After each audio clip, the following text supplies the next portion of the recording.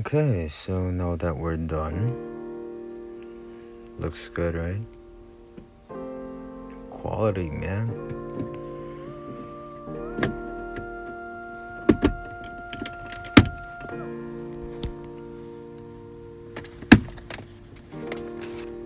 There we go. Whole new shift panel. Feels nice too.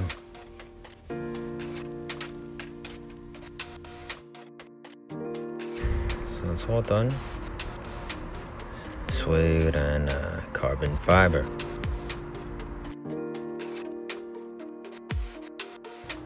Right, so I got the dash trim done.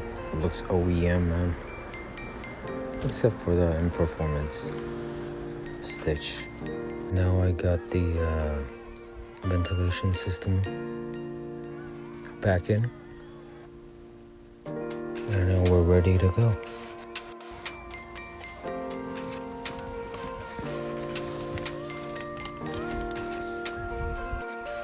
Alright, so here we are. DIY, whole thing, carbon fiber trim and alcantara dash trim, ventilation, and on the other side